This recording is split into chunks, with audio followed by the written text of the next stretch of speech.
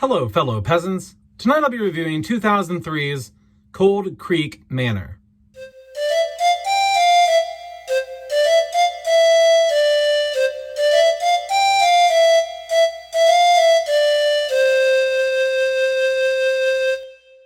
Alright guys, so I watched Cold Creek Manor. This came out in 2003. It stars Dennis Quaid, Sharon Stone, and Kristen Stewart.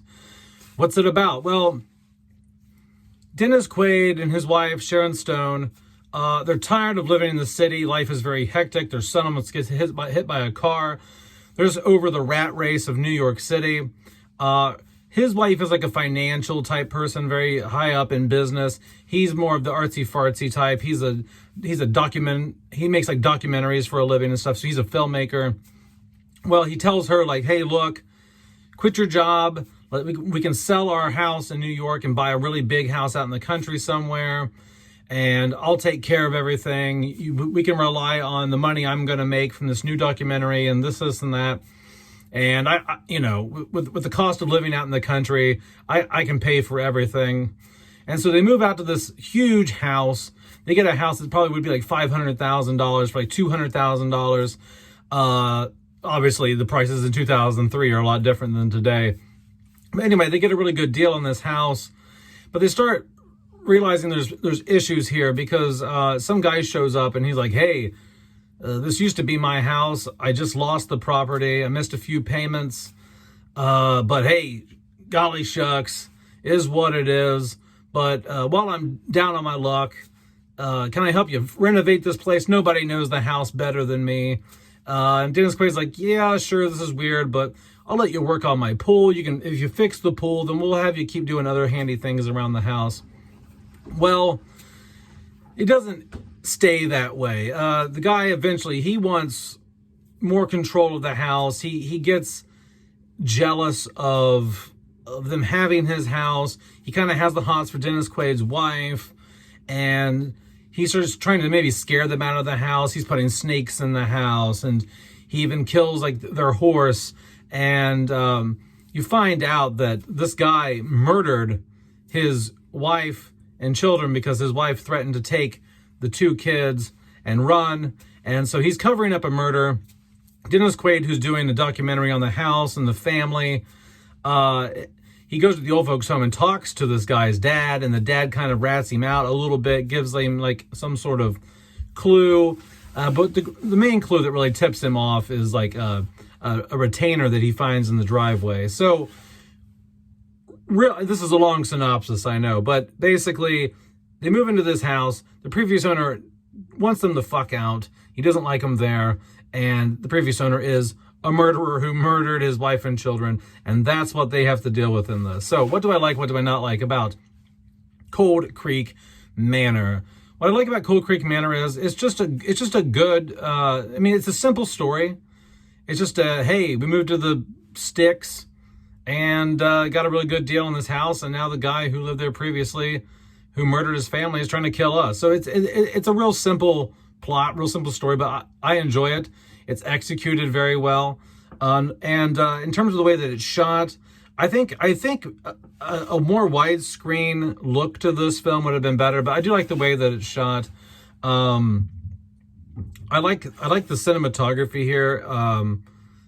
Like the way they angle the cameras and things like that's very nice.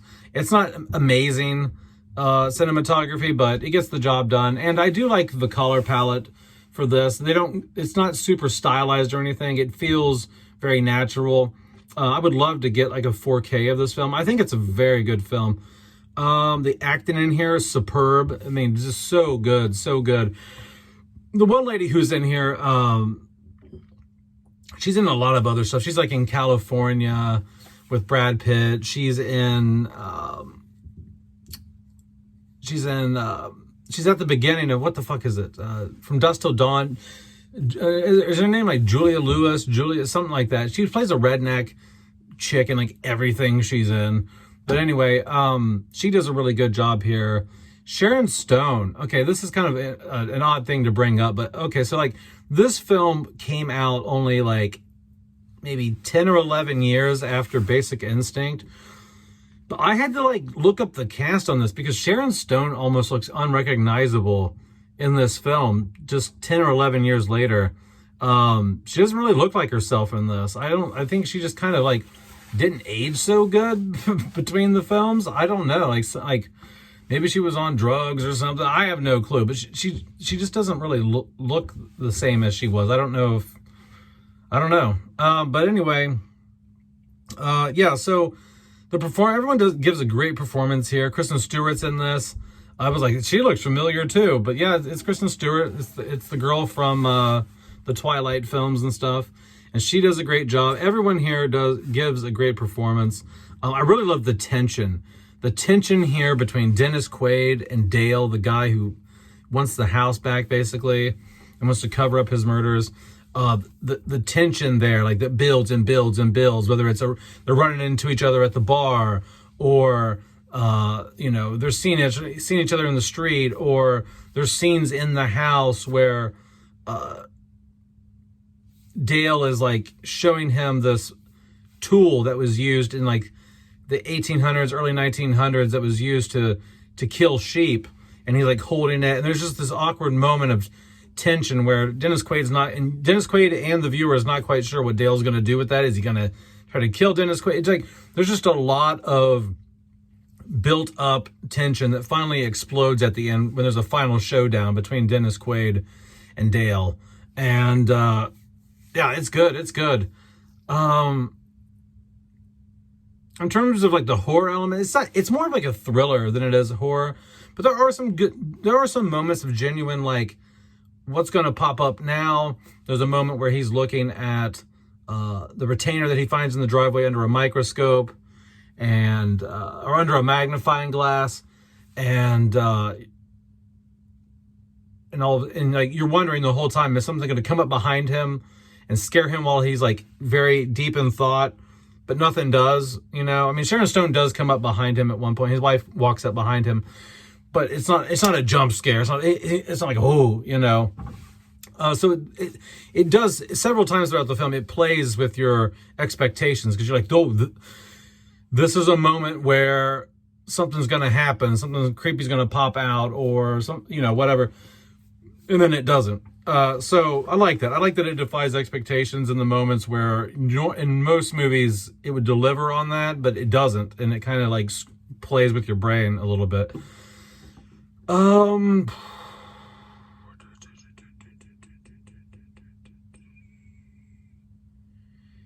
I think if there's something I don't like about Cold Creek Manor, I think it would just be really my only really negative point on this would probably be some of the decisions that are made. Just like you would take your kids and leave, and they do. The mom does leave and take the kids back to New York after a certain point, and Dennis Quaid, Cooper, stays there to investigate more and talk to the cops and try to figure out the situation, because he at this point he's knee deep into like a murder investigation for his documentary.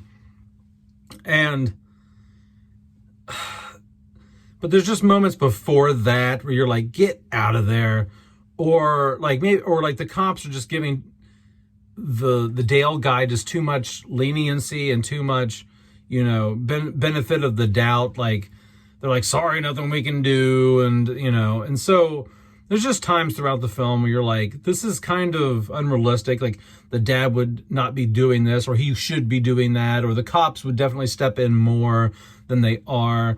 It's like the bad guy in this has some sort of plot armor in a sense, because he should have been thrown in jail the moment in the bar. As soon as he slapped his girlfriend and started beating up all these other people, he should have been detained right there, but he wasn't. So he kind of has some plot armor in a sense in this film, which I don't completely agree with. But because he does have plot armor, that's how you're able to get to the finale that you get in this. But other than that,